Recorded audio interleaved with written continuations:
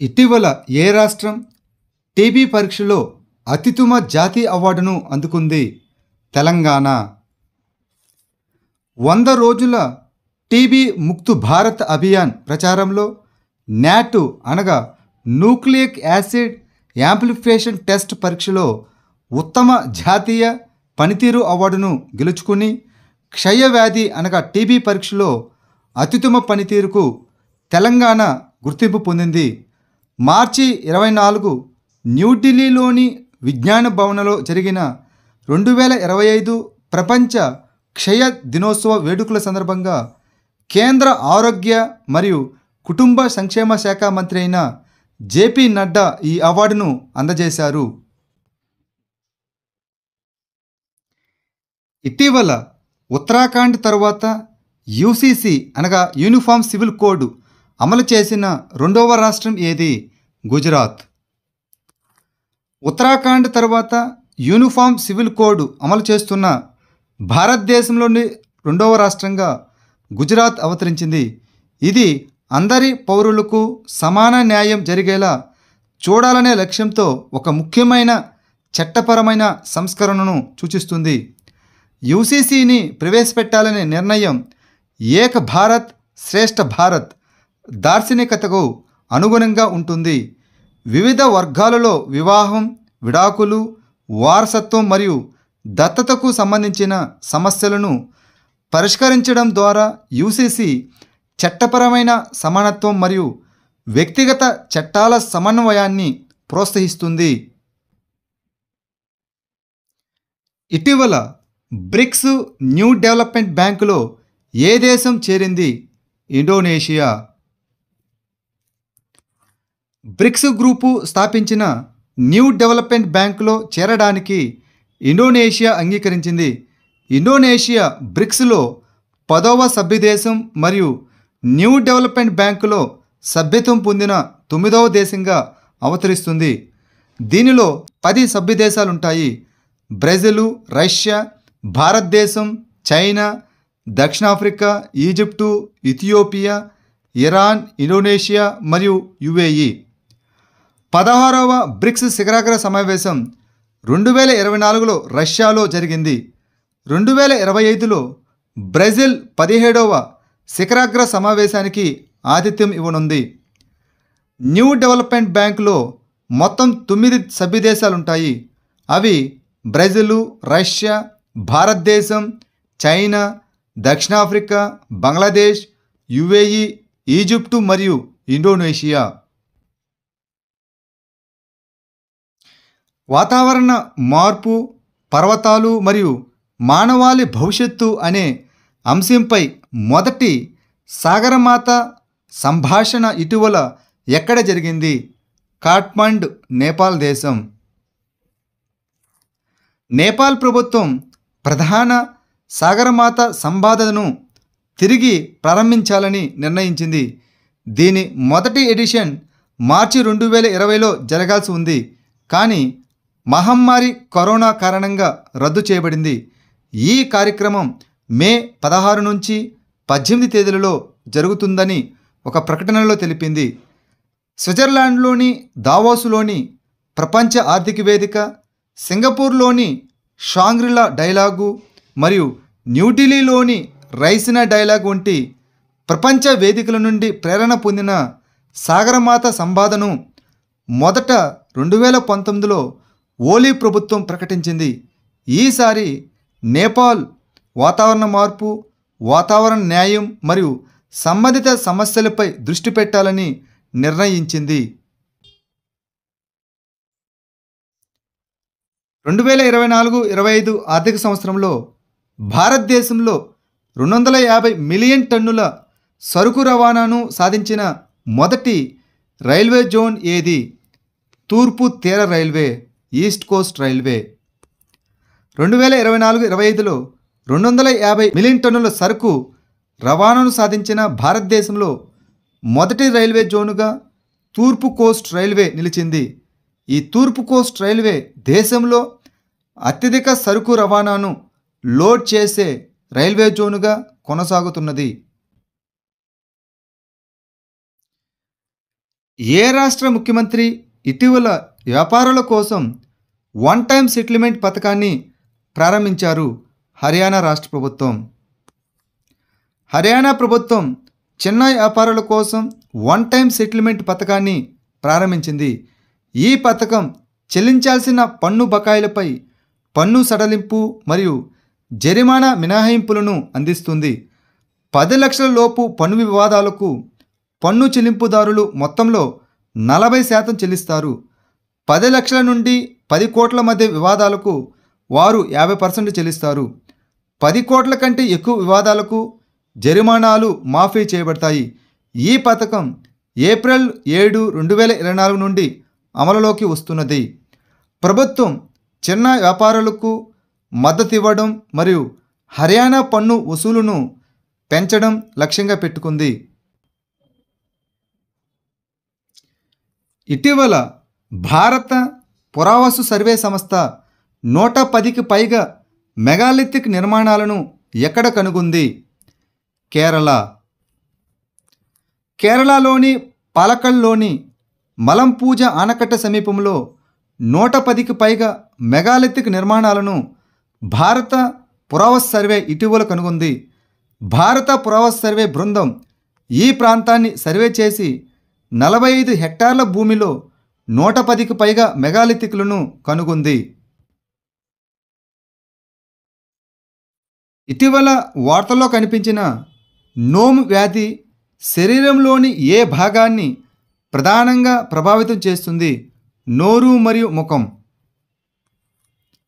నోమా అనేది నోరు మరియు ముఖం యొక్క తీవ్రమైన గ్యాంగ్రెనస్ వ్యాధి.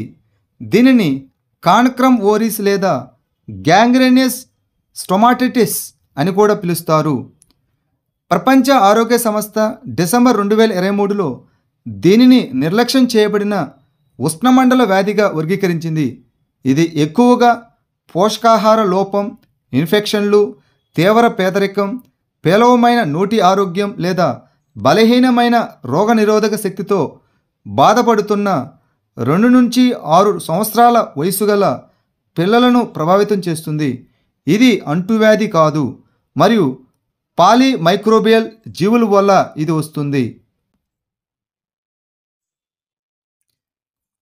సహయోగ్ పోర్టల్ అనేది Indian cyber crime coordination centre అనగా I4C కింద ఏ మంత్రిత్వ శాఖ అభివృద్ధి చేసిన కేంద్రీకృత వేదిక? హోం మంత్రిత్వ శాఖ, the ministry of home affairs. కేంద్ర మరియు రాష్ట్ర ప్రభుత్వాలు ఆన్లైన్ కంటెంట్ను బ్లాక్ చేయడానికి సహయోగ్ పోర్టల్ను ఉపయోగిస్తున్నాయి. సహయోగ్ అనేది భారత సైబర్ క్రైమ్ కోఆర్డినేషన్ సెంటర్ కింద హోం వ్యవహారాల మంత్రిత్వ శాఖ అభివృద్ధి చేసిన ఒక కేంద్రీకృత వేదిక. ఇది భారతదేశంలో సైబర్ నేరాలను నిరోధించడం, గుర్తించడం, దర్యాప్తు చేయడం మరియు విచారణ చేయడం లక్ష్యంగా పెట్టుకుంది. ఇది చట్టవిరుద్ధమైన ఆన్లైన్ కంటెంట్ను తీసివేయడం లేదా నిలిపివేయడాన్ని అనుమతిస్తుంది. తాజా గ్లోబల్ ఫైనాన్షియల్ సెంటర్స్ ఇండెక్స్లో గిఫ్ట్ సిటీ ఏ ర్యాంకు సాధించింది? 46వ rank. Gujarat international finance tech city అనగా గిఫ్ట్ సిటీ తాజా గ్లోబల్ ఫైనాన్షియల్ సెంటర్స్ ఇండెక్స్లో గణనీయమైన పురోగతిని సాధించింది.